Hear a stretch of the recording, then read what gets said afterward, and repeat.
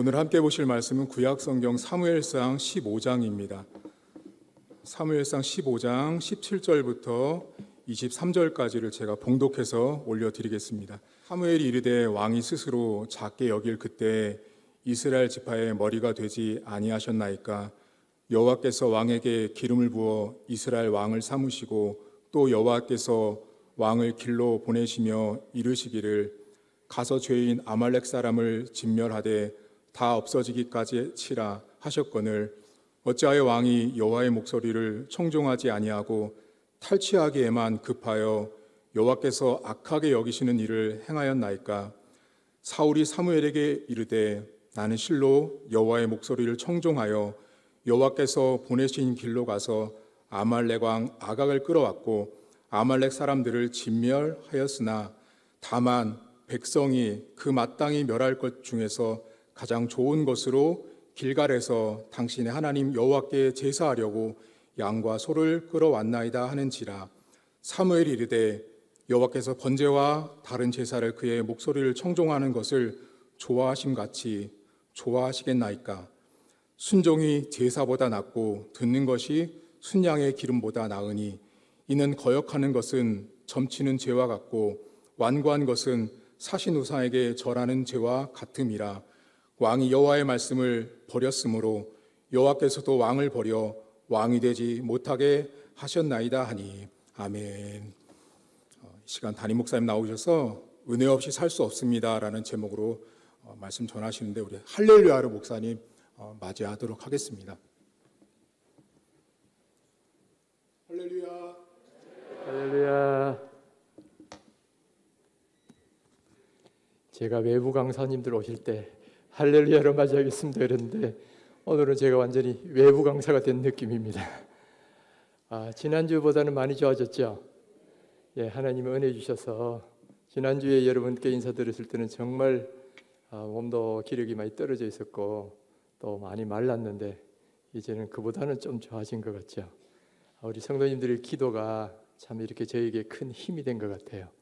그래서 오늘 이렇게 제 몸도 많이 좋아졌고 아마 조만간 더 빨리 완치되는 자리에 이를 수 있으리라고 믿습니다. 제가 오늘 이렇게 설교 강단에 서는 날 보니까 특별히 기념하는 뜻이 찬양대도 딱 서고 또 보니까 이렇게 좋은 일들도 많이 있어요.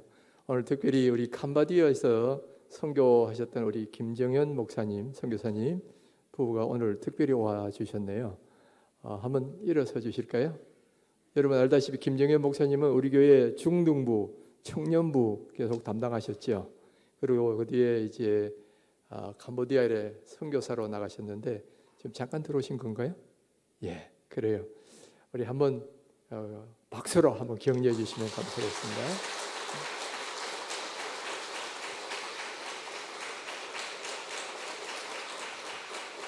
네, 감사합니다.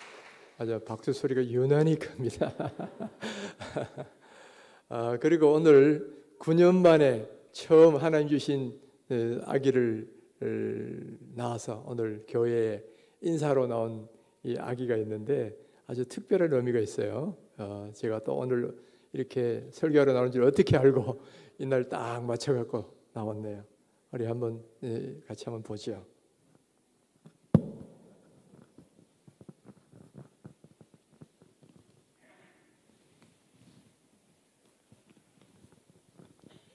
우리 60일? 우리 박수진 자매, 박수진 집사님 딸이에요. 딸이에요. 공주님이랍니다. 60일 된 이름이 나율이. 예, 나율. 자, 우리 나율이 한번 기도할까요? 하나님 아버지, 우리 나율이를 이렇게 이 땅에 보내주시고 좋은 부모님과 또 우리 성도님들을 만날 수 있는 시간 주심을 감사합니다. 이 아이에게 성령을 한량없이 부으시고 또 지혜와 명철도 주셔서 하나님 나라의 귀한 일꾼 되고 공부도 잘하고 아름다운 믿음의 자녀로 믿음의 딸로 자라가게 하여 주옵소서. 우리 교회에도 기쁨이 되고 가정에도 기쁨이 되고 나라와 민족에서도 크게 쓰임받는 귀한 딸 되게 하여 주옵소서. 어렵게 이렇게 난 귀한 자녀여오니 하나님 야베스에게 주셨던 그 놀라운 축복도 허락하여 주옵소서. 예수님의 이름으로 기도합니다. 아멘. 자, 나율이 반가워요. 자, 한번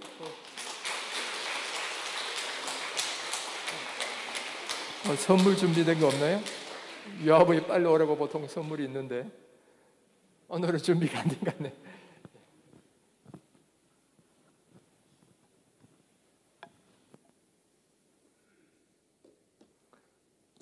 우리 한번 기도하고 말씀을 생각하겠습니다. 하나님 아버지 감사합니다. 부족한 종에게 이 병석에서 일어날 수 있게 해주시고 오늘 이렇게 한 달 만에 성도님들과 함께 이 강단에서 만날 수 있는 귀한 은혜 주심을 감사합니다. 저에게 주셨던 그 모든 말씀과 은혜들을 나눌 때에 성령으로 기름 부셔서 전하는 저에게도 성령에 사로잡힌 바 되게 하시고 듣는 모든 성도들에게도 들을 수 있는 귀와 깨달을 수 있는 마음 주시고 이 말씀대로 순종할 수 있도록 은혜 베풀어 주옵소서. 주님께 다가옵고 예수님의 이름으로 기도합나이다. 아멘. 다른 종교들에는 없는데 우리 기독교에만 있는 아주 중요한 사상, 그리고 너무나 우리에게는 축복이 되는 그런 사상, 그것이 뭐냐면은 은혜라는 개념이에요. 은혜. 내가 한 것이 아무것도 없는데, 나는 자격이 없는데 하나님이 그야말로 우리를 긍휼히 여기셔가지고 그냥 값없이 그저 선물로 주시는 것, 그것을 우리는 은혜다 이렇게 말하죠. 근데 사실은 우리가 중요한 것은 다 그저 은혜로 다 받은 것들이에요. 우리가 죄에서 구원받아서 하나님의 자녀가 된 것도요, 우리가 잘나서 된 것이 아니라 하나님의 은혜로 그렇게 불러주신 것이고, 또 오늘 내가 이 자리이기까지 좋은 사랑하는 가족들, 교회 공동체들, 또는 내가 어느 정도 하나님 주신 재산을 가지고 먹고 사는 것들, 이 모든 것들도 보면 사실은 다 하나님이 은혜로 주신 것들이라. 그리고 심지어 내가 이렇게 건강하게 이 자리에 와서 예배도 드리고 살아갈 수 있는 것 자체도 사실은 다 하나님의 은혜다라는 거예요. 그래서 우리가 이런 하나님의 은혜를 깨달을 때마다 부를 수 있는 찬송들이 이런 것들이 있죠. 은혜가 풍성한 하나님은 믿는 자 한 사람 한 사람 어제나 오늘도 언제든지 변찮고 보호해 주시네. 우리 하나님은 은혜가 풍성한 하시는 하나님이셔서 오늘 우리가 가진 모든 것들을 다 은혜로 부어주시고 계시다는 거죠. 그런데 여러분, 우리가 알아야 될 또 중요한 사실이 하나 있어요. 하나님이 은혜도 주시지만 또한 은혜를 거두어 가실 수도 있다는 사실이에요. 하나님이 은혜를 거두어 가시면 어떻게 되느냐? 아주 비참한 그런 운명이 되더라 하는 거죠. 여러분, 그 예를 멀리서 찾지 마시고요, 오늘 읽었던 이 본문, 바로 사울 왕에서 보시면 그 사실을 잘 알 수가 있어요. 사울은 원래 전적으로 하나님의 은혜로 왕으로 세우심을 받은 사람이에요. 그가 왕으로 세우심을 받을 때에 뭐 집안이 부유하다거나 귀족 집안이라든가 어떤 잘 알려진 유명한 집안이라든가 그런 거 하나도 없었어요.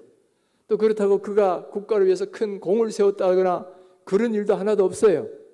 다만 이스라엘 백성들이 하나님께 우리에게도 왕을 주십시오 하니까 하나님이 왕으로 그냥 세워주신 분이 사울왕이에요. 그러니까 사울은 어떤 집안이 뭐 빚가번쩍하다거나 자기가 뭔가 공을 많이 세웠다거나 그런 자질이 하나도 없었는데도 그냥 하나님이 은혜로 사울 너 왕으로 세워줄게 그래가지고 왕으로 세우셨단 말이죠. 그러니까 사울이 왕이 된 것은 전적으로 하나님의 은혜였죠. 자, 이렇게 하나님의 은혜를 받았으면 철저히 은혜에 감사하면서 그 말씀에 순종하며 살아야 되는데 사울왕은 그렇지 못했어요. 금방 교만해지고 하나님 말씀을 불순종해 버렸더니만 하나님께서 거기에서 사울을 왕으로 세운 것을 후회하시고는 그에게서 은혜를 거두어 가버리셨단 말이에요. 하나님이 주셨던 그 은혜를 거두어 가니까 사울이 어떻게 됩니까? 그의 인생은 참 비참한 모습으로 바뀌어요. 첫 번째는 왕위에서 버림을 받습니다. 그래서 그 왕의 자리는 누가 이어지냐? 그 다윗이라는 어린 소년에게 하나님이 왕위를 이어주시게 하시고, 물론 금방 그렇게 되진 않았지만은 결국은 나중에 사울은 왕에서 쫓겨나고 다윗이 왕의 자리에 오르는 그런 일이 벌어지지요. 두 번째는 하나님이 그에게서 은혜를 거둬가시니까 하나님이 그에게 부으셨던 성령이 이 사울을 떠나버린 거예요. 하나님의 성령이 떠나가니까 그 자리를 누가 차지하느냐? 악신이 들어오는 거예요. 악신이 이 사울왕에 들어와서 사울왕을 지배하고 괴롭히고 하니까 그 마음이 평할 수가 없는 거예요. 늘 마음에 번뇌가 일어나고 사람을 보면 의심이 생겨서 저놈 나를 죽이고 왕자리를 차지하려고 하지 않느냐, 이래서 늘 의심의 눈초리를 보니까 그 마음에는 평안이 있을 수가 없더라 하는 거죠. 참 비참하게 됐죠. 뿐만 아니라 세 번째는 계속적으로 불행한 일들이 이어집니다. 외침이 계속 이어지고요, 블레셋과의 전쟁이 계속 이어집니다. 그리고 마지막에는 블레셋과의 전쟁에서 패해가지고 그도 목숨을 잃고 목이 잘리고 시체는 저 성벽에 전시돼가지고 조롱거리가 되는 그런 비참한 결말을 맞고 말았다는 거예요. 하나님이 은혜를 주셨지만은 주신 은혜를 거두어 가시니까 그 인생이 이렇게 급반전이 되어서 너무나 비참한 상황이 되더라는 거죠. 여러분, 이것은 오늘 우리들에게도 동일하게 일어날 수 있는 일이라는 것을 여러분 명심하시기 바랍니다. 오늘 우리도 하나님의 은혜로 살고 있잖아요.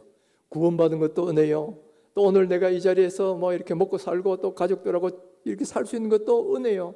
그리고 내가 건강하게 이렇게 예배장에 앉아 있을 수 있는 것도 다 은혜인데, 여러분 만약에 하나님이 이 은혜를 거두어 가시면 우리에게도 사울에게 일어난 것과 똑같은 그런 비참한 삶의 모습이 우리에게도 임할 수가 있다는 거예요. 그러니까 여러분, 우리는 늘 하나님 앞에 기도해야 됩니다. 은혜를 주옵소서, 더 큰 은혜를 주옵소서.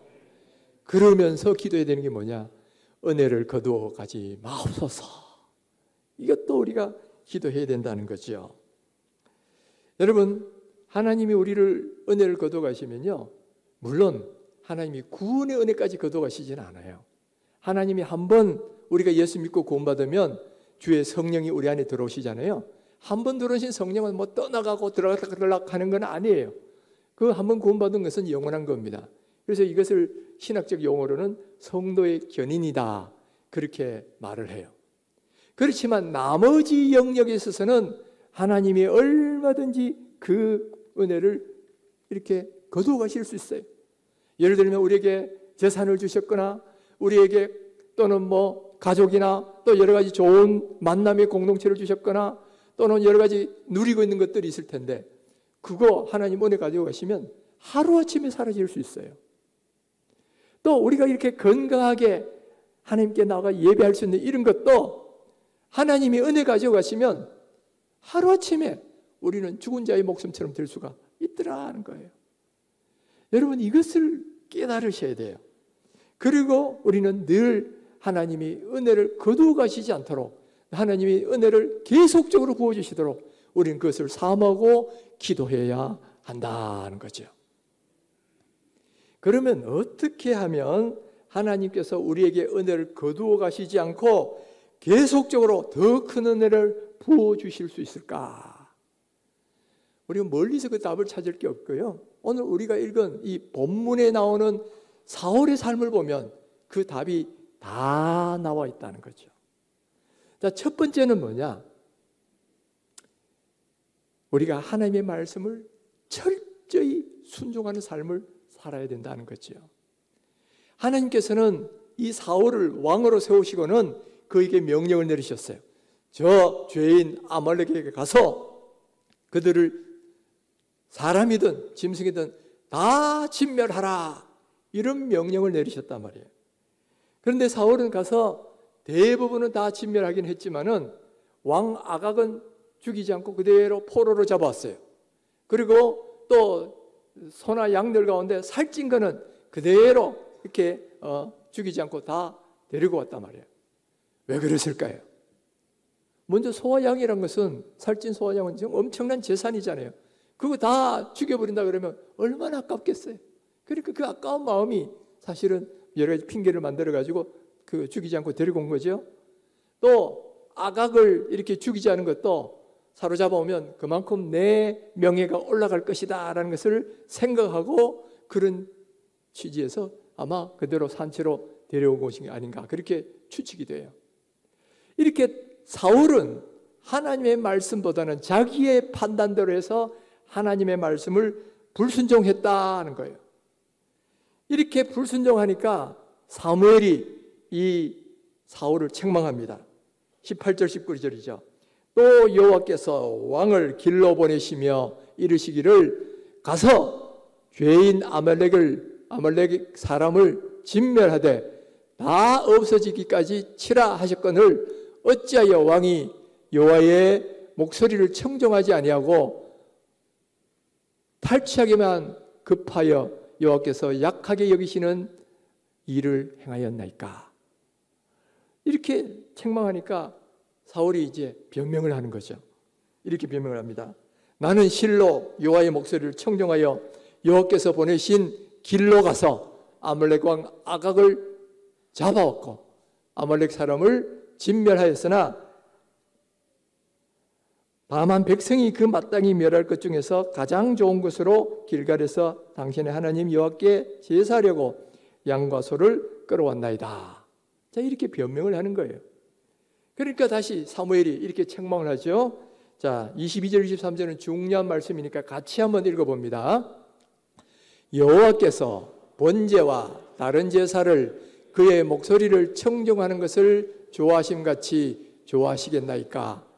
순종이 제사보다 낫고 듣는 것이 순양의 기름보다 나으니 이는 거역하는 것은 점치는 것과 같고 완고하는 것은 사신 우상에게 절하는 것과 같음이라. 왕이 여호와의 말씀을 버렸으므로 여호와께서도 왕을 버려 왕이 되지 못하게 하셨나이다. 지금 사울은 하나님이 명령하신 길로 갔어요. 아말렉을 쳤어요. 대부분 사람 다 죽였습니다. 또 짐승들도 대부분 다 죽였어요. 단지 왕만 사로잡았고 또 뭐 약간의 살찐 것들만 데리고 왔는데 그쯤이면 내가 순종한 거 아니냐. 자기는 순종했다고 생각한 거예요. 근데 하나님은 뭘 보시느냐면은 아각을 데려오고 또 살찐 것 소와 양을 그냥 잡아온 그거를 보시는 거예요. 그걸 보시고 너는 불순종했다 이렇게 말씀하시는 거죠. 여기서 우리가 하나 알 수 있는 것은 뭐냐? 100% 순종하지 않는 것은 하나님은 불순종으로 간주하신다는 거예요. 사울은 대부분은 순종을 했습니다. 아각, 살찐 짐승 일부 그거 데리고 왔단 말이에요. 근데 하나님은 그것 때문에 이 전체를 다 불순종했다고 보신단 말이에요. 여기서 우리가 확실히 알 수 있는 것은 하나님의 순종 개념은 뭐냐? 80% 순종, 90% 순종, 대부분의 순종, 이거는 불순종이라고 보시는 거예요. 100% 순종이 아닌 것은 불순종으로 간주하시는 거예요. 그리고 그 불순종에 대해서는 아주 엄하게 대하신다는 거죠. 오늘 뭐라 그랬어요? 왕이 불순종하니까 하나님은 이 순종이 제사보다 낫다고 하는데 아무리 맛있는 거 좋은 것으로 하나님께 제사한들 불순종한다면 하나님이 그걸 기뻐하시겠느냐 하는 거예요. 기뻐하시지 않는다는 거죠. 뿐만 아니라 불순종하는 것은 무슨 죄와 같더냐? 이것은 점치는 죄와 같고 사신 우상에게 절하는 것과 같은 그런 죄라는 거죠. 그러니까 이 불순종한 이 사울에게 하나님께서는 그 은혜를 거두어 가셔버렸다. 오늘 여기서 우리가 알 수 있는 것은 뭐냐? 하나님의 말씀을 순종치 않으면 하나님께서 우리에게 주신 그 은혜를 거두어 가실 수도 있다는 사실을 우리에게 보여주죠. 그러니까 여러분, 우리가 하나님의 은혜를 잃지 않고 계속적으로 하나님의 은혜 아래에 살려고 한다면 다른 것이 아니에요. 하나님의 말씀을 철저히 순종하셔야 돼요. 순종하되 80% 순종, 90% 순종, 대다수 순종, 이게 아니에요. 100% 순종할 때 하나님은 그것을 순종으로 간주하시고 그런 사람에게 은혜를 지속적으로 부어주실 것이다 하는 거죠.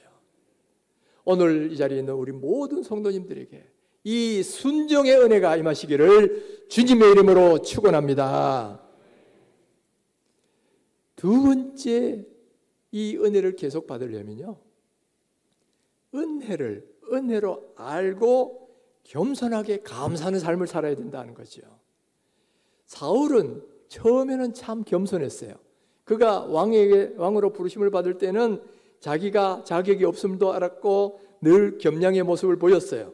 그러니까 하나님께서 이것을 여긴 바 되어서 이제 왕으로 셈을 받았는데, 바로 17절에 이렇게 말씀하시죠.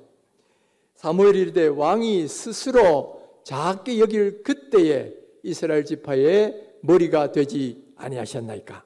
스스로 작게 여길 때에 하나님이 높여주셨다는 거죠. 그러나 왕이 되고 몇 번의 공을 세우고 난 뒤에 그의 마음은 싹 달라지는 거예요. 그의 마음속에는 겸손함이 사라지고 이제는 자기를 높이려고 하는 이 교만한 마음이 들어오기 시작합니다. 이 아말렉을 치고 난 뒤에 갈멜이라는 곳에 자기를 위하여 기념비를 세워요. 사울이 이 아말렉을 이기다 하고 큰 기념비를 세웠단 말이에요. 그리고는 자기의 공을 과시하기 위해서 저 아각 왕을 그냥 사로잡아 가지고 왔다는 거죠. 여러분, 바로 이렇게 교만한 마음이 있으니까 그것이 불순종으로 이어지는 거예요.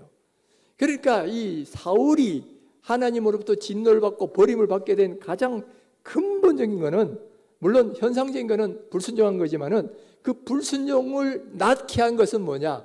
바로 교만했던 그 죄가 바로 불순종으로 이어지고, 또 그리고 그 마음 자체도 하나님으로부터 버림받는 그런 일이 있죠. 우리가 잘 아는 대로 이 잠언 18장 16절에 보면 교만은 패망의 선봉이요 거만한 마음은 넘어짐의 앞잠이니라 그랬습니다. 바로 사울은 교만한 마음 때문에 넘어졌고 그 교만한 마음 때문에 하나님의 버리심을 받았다는 거죠. 그러므로 우리 사실을 잘 아는 우리가 지속적으로 하나님의 은혜를 경험하고 누리려면 다른 게 아니에요. 하나님이 주신 은혜를 얼마나 은혜인지를 알고 늘 겸손하게 감사하는 마음으로 그렇게 살아야 돼요. 그리고 하나님만을 의지하고 하나님만을 높이는 그런 겸손한 마음을 살면 하나님께서 은혜를 주시되 거둬가시지 않고 계속적으로 또 은혜를 주실 뿐만 아니라 은혜 위에 은혜, 은혜 위에 또 은혜 계속해서 부어주신단 말이에요. 그래서 오늘 우리가 바로 지속적으로 하나님의 은혜 위에 은혜를 계속 살아가려면 다른 것이 아니에요. 은혜를 주셨던 것을 은혜로 알고 감사합니다. 내가 무엇이간데 나를 이렇게까지 하나님 은혜 주십니까? 하고 그렇게 감사하면서 겸손하게 하나님을 의지하면 바로 하나님께서 은혜를 계속적으로 보여주시는 거예요. 바로 이런 좋은 모델이 되는 사람이 또 누가 있어요? 바로 다윗이라는 사람이 있습니다. 다윗도 사울처럼 전적으로 하나님의 은혜로 왕으로 세우심을 받은 사람이에요. 다윗도 사울처럼 자기가 왕이 될 만한 자질이 하나도 없었습니다. 집안이 뭐 별 볼 일 없는 그런 뭐 그냥 목동의 집안이고 자기 자신도 양을 치는 목동이에요. 또 그리고 나라를 위해서 뭐 큰 공을 세운 것이 있느냐? 없어요. 나중에 골리앗을 이기기도 하지만 그거는 기름 부음을 받고 난 뒤의 이야기고, 기름 부음 받을 때는 아무것도 나라를 위해서 한 공도 없어요. 단지 하나님이 그를 사랑하시고 긍휼히 여기셔서 그를 왕으로 세워주신 것밖에 없죠. 그런데 다윗은 왕이 되고 난 뒤에도 하나님의 은혜를 거두어 가시지 않았어요. 그는 일생 동안 하나님의 은혜 가운데 살았고 하나님의 사랑과 보호하심을 받았어요. 여러분, 똑같이 출발했는데 어떤 사람은 은혜를 거두어 가시고 어떤 사람은 끝까지 그 은혜를 거두어 가시지 않더라는 거예요. 이런 차이는 과연 어디서 오는 것일까? 어디서 오는 것일까? 다른 것이 아니에요. 하나님이 주신 은혜를 은혜로 알고 늘 감사한 마음으로 살았느냐 아니냐 하는 데 달린 거예요. 여러분, 다윗의 행보를 보시면요, 다윗의 사무엘 7장을 보시면 다윗이 이제 왕이 되었습니다. 그리고 주변에 이 이스라엘을 괴롭히는 많은 나라들을 다 평정을 해요. 그리고 이제 평안하게 궁에 거할 때에 무슨 생각을 했느냐? 볼지어다 나는 이렇게 백향목궁에 편안하게 살거늘 하나님의 교회는 휘장 가운데 있도다. 나는 이렇게 잘 사는데 하나님의 교회는 저렇게 있구나 하는 이게 가슴 아픈 거예요. 근데 이런 생각을 하게 된 배경을 가만히 보시면요, 하나님이 나를 이렇게 왕으로 삼아주신 것에 대해 너무너무 감사하는 마음이 이 속에는 다 녹아 있는 거예요. 이런 마음을 가지고 나단 선지자가 내가 하나님을 위하여 성전을 짓겠습니다 이렇게 말하니까 하나님이 너 성전 지을 수 없다 그러셔요. 그러면서도 그 마음을 귀하게 보시고 내가 너의 왕위를 영원히 경고하겠다 이런 축복을 해주신단 말이에요. 그러니까 그 소식을 들은 다윗이 이렇게 고백하는 게 나옵니다. 18절에 보면 아주 중요한 고백이 나와요. 주 여호와여 나는 누구이오며 내 집은 무엇이기에 나를 여기까지 이르게 하셨나이까. 나는 누구며 우리 집안은 무엇이기에 나를 여기까지가 뭐예요? 왕으로 세우실 뿐만 아니라 그 왕위를 영원히 경고해 주는 그런 놀라운 축복으로 채워주시잖아요. 여기까지. 나는 사실 누구냐? 평범한 목동이었다는 거예요. 우리 집안은 무엇이냐? 아무 별 볼 일 없는 보잘것없는 집안이었어요. 그런데 하나님의 은혜로 말미암아 나를 왕의 자리까지 뿐만 아니라 그 왕위를 영원히 경고해지는 이 은혜의 자리까지 하나님이 나를 이끌고 인도하셨다는 거예요. 그러니까 여기서도 하나님 주신 은혜를 깨닫고 감사하는 마음이 절절히 배어나오지 않습니까? 하나님은 바로 이러한 마음을 귀하게 보신 거예요. 이러한 마음을 귀하게 보시고 계속적으로 은혜 부어주셔요. 왕위를 왕 자리에 오르게 하셨을 뿐만 아니라 왕위를 계속적으로 경고케 하시고 그가 죽을 때까지도 오히려 계속 하나님 지키시고 보호하시는 그런 은혜를 부어주시는 거지요. 여러분, 오늘 우리도 마찬가지입니다. 오늘 우리도 지속적으로 하나님의 은혜 위에 살려면 하나님이 주신 은혜로 깨달을 수 있는 마음이 있어야 돼요. 그것을 늘 감사하시고 내가 무엇이건데 내 집안은 무엇이기에 이런 자리까지 이르게 하셨습니까? 하는 이런 마음으로 감사하면서 겸손하게 하나님을 의지하며 살면 하나님께서는 그 사람에게 주신 은혜를 거두시는 것이 아니라 계속적으로 주시고 그 은혜 위에 은혜를 더 누르고 흔들어 부어주시는 거예요. 할렐루야! 저는 이 사실은 이번에 이 병석에 있으면서 참 많은 것을 깨달았어요. 제가 원래 이 병을 발견한 건 4년 전입니다. 4년 전에 갑자기 막 밤에 복통이 너무 심하게 와서 강남 성심병원 응급실로 간 적이 있었어요. 가서 사진을 찍어보니까 통증의 원인은 뭐 딴 것이고 그보다도 이 췌장에 2cm나 되는 커다란 종양이 발견되는 거예요. 그러니까 의사 선생님이 보호자를 불러오라고 그러더라고요. 보호자를 불러오고 그래서 있는 데서 딱 이야기하는데 이것은 종양이고 이거는 암일 가능성이 상당히 높다. 이것은 마치 스티븐 잡스가 이 병으로 죽었는데 바로 그거가 똑같다 이러는 거죠. 그러면서 하는 말이 우리 병원에서 수술할 수도 있고 더 큰 병원으로 가셔도 좋으니까 뭐 결정하시라 그러더라고요. 그래서 아무래도 수술은 좀 큰 병원으로 가는 게 좋지 않겠나. 그래서 아산병원으로 갔죠. 거기서 새로 다 검사를 했어요. 다 검사를 해보니까 이거는 암은 아니고 아마 혈관기형일 것이다. 혈관들이 둘둘둘 뭉쳐있는 거 그런 걸 것이다라고 그렇게 판단을 하더라고요. 그래서 그 암 수술은 안 했어요. 대신 매년 이게 커지면 이게 좀 다시 수술해야 될 수 있으니까 커지는지 아닌지를 매년 사진을 찍어야 된다 그랬어요. 그때부터 이제 매년 한 번씩은 그래서 사진을 찍었죠. 그러다가 올해 초에 다시 사진을 찍었을 때 이게 굉장히 커져 있었어요. 그러니까 이제 병원에 입원해서 조직 검사를 해보자. 그리고 여러 가지 검사를 했는데 조직 검사를 하니까 신경성 내분비 종양이라는 그 병으로 판명이 됐어요. 신경성 내분비 종양이라는 거는 이게 이 어떤 악성 막 퍼져나고 이런 암은 아니지만은 그런 넓은 의미는 암은 암이에요. 근데 이제 중간적인 그냥 경계적인 부분에 있는 그런 암인데, 그러나 이것이 크기가 너무 커져서 이거 나중에 놔두면 안 된다. 수술을 해야 된다는 거죠. 그래서 결국 4월 말에 제가 들어가서 이제 이 췌장 수술을 하게 됐는데, 그래서 사실 이것도 저도 암 환자로 등록이 돼 있어요, 국가에. 그러니까 뭐 이렇게 좀 이 비용도 좀 할인해 주더라고요. 근데 처음에 이제 수술하기 전에는 제가 전혀 몸에 이상이 없었잖아요. 그러니까 뭐 수술 받고 나오면 되겠지. 또 그리고 전에 과거에 담낭 수술도 한 적도 있고, 또 이 팔골절을 당해가지고 여기 수술한 적도 있기 때문에 뭐 그때도 한 2주쯤 지나니까 뭐 괜찮더라고요. 이번에도 그렇겠지 하고 이렇게 뭐 자신만만하게 들어갔어요. 근데 보니까 이번 수술은 차원이 다른 거예요.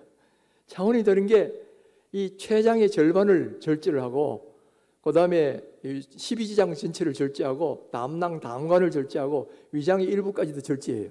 그리고 소장을 끌어올려가지고 간으로 연결하고, 위장을 연결하고, 또 췌장을 각각 연결하는 그런 대수술인 거예요. 그리고 그 수술을 마치고 나니까 며칠 동안은 얼마나 엄청난 고통이 오는지 정말 아무 생각이 할 수 없을 정도로 고통이 오는 거예요. 그러면 뭐 일어나서 걸으려고 그러면 배가 너무 땡기니까 허리를 펼 수가 없어요. 그래서 여기 뭐 주렁주렁 달리는 거 있잖아요. 이거 들고 이렇게, 저기 간혹 보면 드라마에 뭐 그 병원에 있는 모습, 이런 모습 나오잖아요. 아, 내가 그런 모습이 되는 거예요. 허리를 펼 수도 없고, 그러면서 고통 속에서 막 겨우겨우 걸음을 떼는 그런 모습이 딱 돼 있더라고요. 그러면서 참 뭐 병으로 봐서는 뭐 죽을 병은 아닐 수 있겠지만은, 그러나 고통 속에서 느끼는 이거는 마치 삶과 죽음의 경계선에 있는 것 같은 그런 느낌이 드는 거예요. 아, 이렇게 해서 내가 죽을 수도 있겠구나. 그러면서 느끼는 게 뭐냐면은, 아, 인생이 별거 아니구나. 여기서 조금만 더 가면 죽음이고, 조금만 이쪽으로 오면 삶이고, 그리고 이렇게 하면서 인생이라는 것은 그야말로 뭐 잠시 지나갔다 잠시 있다가 없어지는 안개와 같다는 말이 실감이 돼요. 그러면서 저는 뭐 할 수 있는 게 뭐겠어요? 아무 생각이 안 되니까 제가 알고 있는 시편 23편을 계속 암송하는 거죠. 여호와는 나의 목자시니 내가 부족함이 없으리로다. 그가 나를 푸른 풀밭에 누우시며 쉴 만한 물가로 인도하시는도다.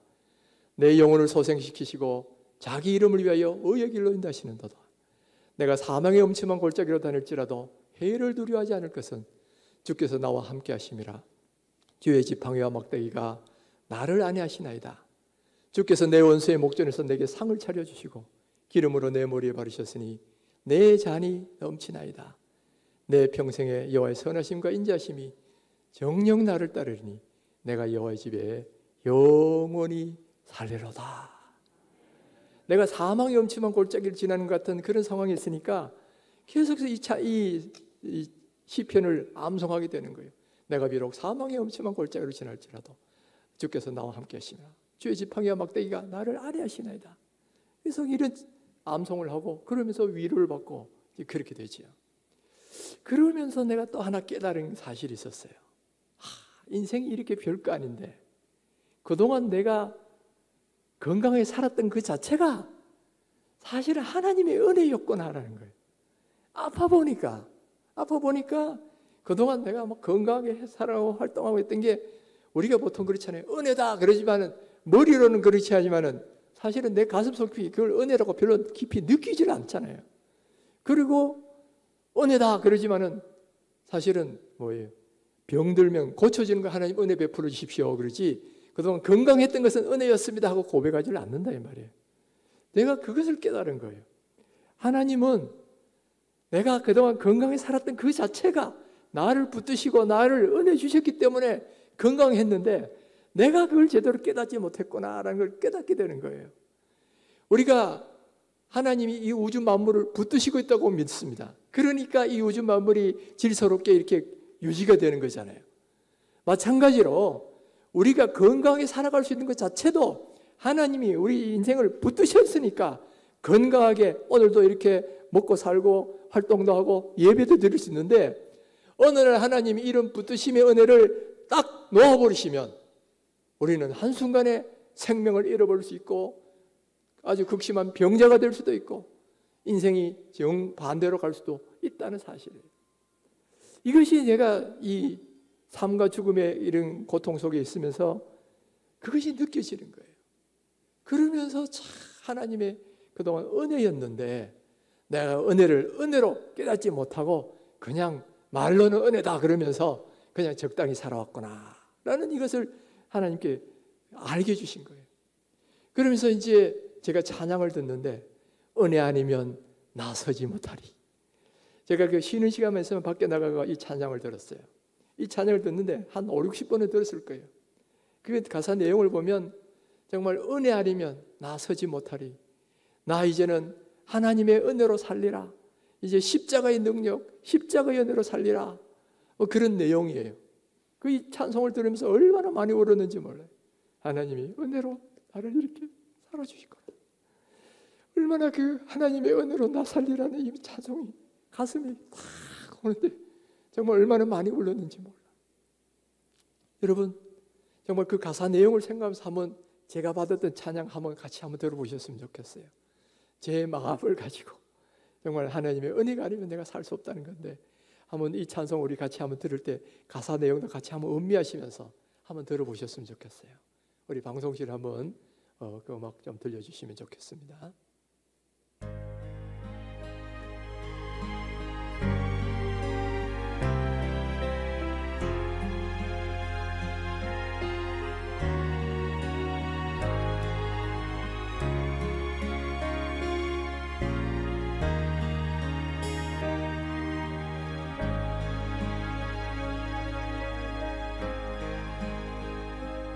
어둠 속에 매이던 내 영혼 갈 길 몰라 방황할 때에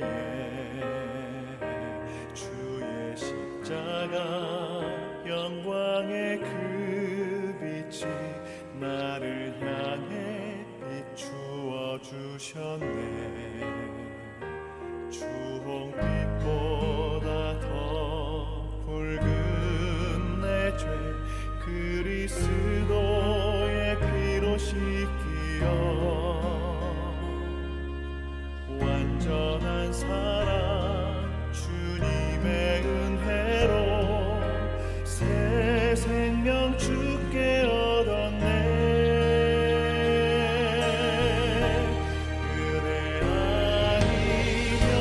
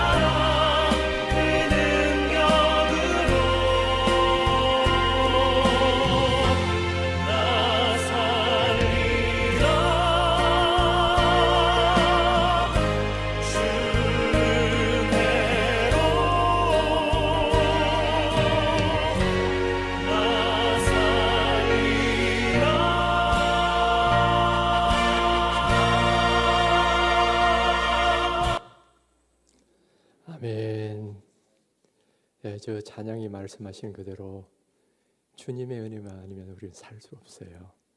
우리가 주님의 자녀가 된 것도 은혜고요. 우리가 누리고 있는 모든 것들, 우리가 옆에 있는 모든 것들도 은혜로 이 자리에까지 와 있는 거고요. 심지어 내가 이렇게 건강하게 살아가 있는 것 자체도 하나님의 은혜가 아니면 이렇게 결코 될 수가 없다는 거예요. 은혜 아니면 나 서지 못하리. 이제 이 은혜를 깨달으면요, 감사하셔야 되고요. 뿐만 아니라 이제는 하나님의 은혜로 살아가겠다. 내 힘이 아니라 바로 이제는 십자가의 능력으로, 오직 하나님의 능력으로, 은혜로 살아가리라. 바로 이런 고백이 우리 가운데서 나와야 되는 줄 믿습니다. 우리가 은혜를 은혜로 알고 계속 하나님을 의지하며 살면 하나님이 사울처럼 그 은혜를 거둬가시는 것이 아니라 오히려 다윗처럼 일생을 은혜 가운데 이끌어 주실 것이고요.